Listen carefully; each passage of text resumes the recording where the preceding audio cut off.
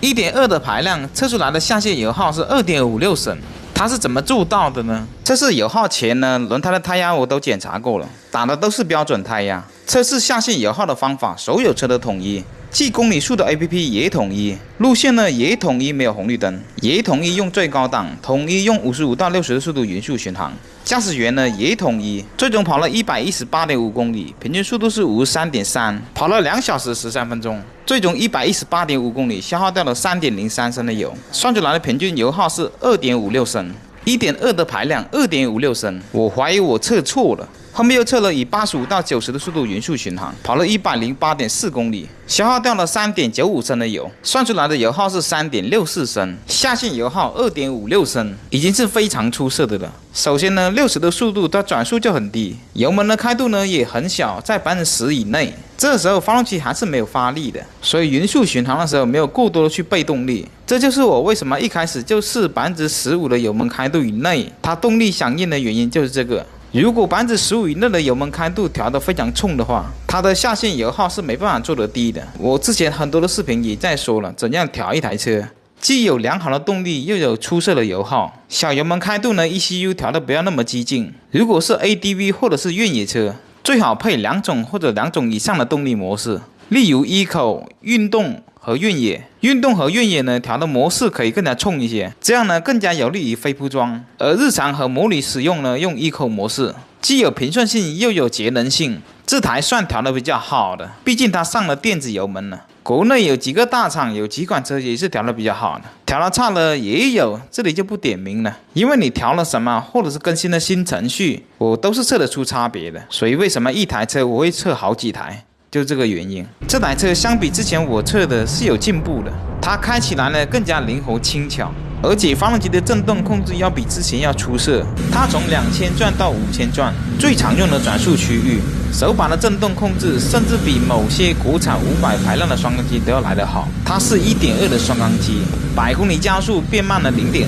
发动机的震动又变小，油耗呢也比较低。可以肯定的是 ，ECU 肯定是比之前22年测的那台优化过，但是5000转过后呢，震动相对来说还是比较明显，因为排量摆在那里，而且又是双缸机的结构。这台车虽然骑起来比较灵活轻巧，但是它也不是走运动风格。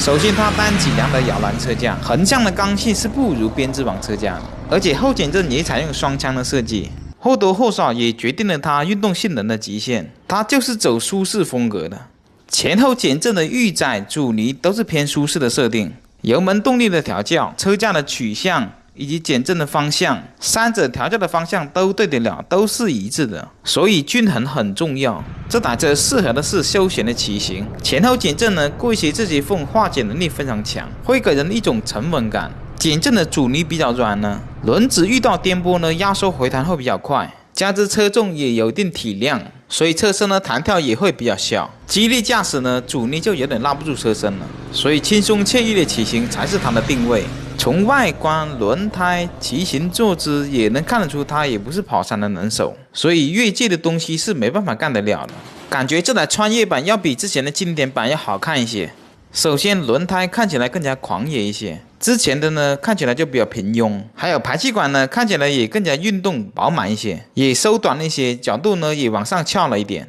而经典版呢更像的是鱼雷管，属于修长型的，显得更加复古有年代感。可能上了一定年纪的会钟爱这种风格，而且仪表也更换了双指针了，显示呢也更加精致。老款的呢看起来有点像老式游戏机的界面，体积也小，改了之后呢跟车头就更加协调了，而且也多了一些精致感。之前的呢看起来有点像塑料电表，所以是听劝的。高金是一直在默默的做大家喜欢的东西，他不怎么爱宣扬，比较喜欢埋头实干。车辆的大方向是有很大的进步了，仪表晚上看起来会有一种精致感，相比之前的经典款呢，要更加直观清晰一些。整体的用料做工和国产的一线品牌是没多大差别的，可以看得出是有用心在造车的。小细节方面还可以再优化一下，离合呢很轻，但是挂档呢又比较生硬。刹车的手感方面呢也符合预期，60到0的刹车距离是15.3米，这个成绩对这个车种来说算是偏好的那一种，因为它减震设定也比较软，而且轮胎的花纹是有一道空一道的，所以整个刹车的时候接触面积会没有那么大。之前我测春风1500MT 的时候也分析到这个。接下来来听一下经典版和穿越版发动机运行声音和排气管声音的对比。先说结论吧，穿越版呢声音会更加纯一些。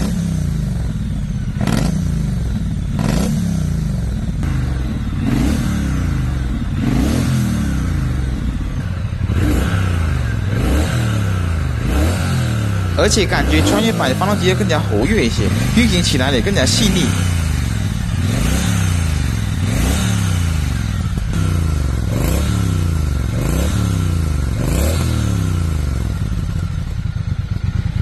好了，这一期就讲到这里吧。两台车都是我们柳州瑞奇汽车提供的，欢迎大家过来试驾。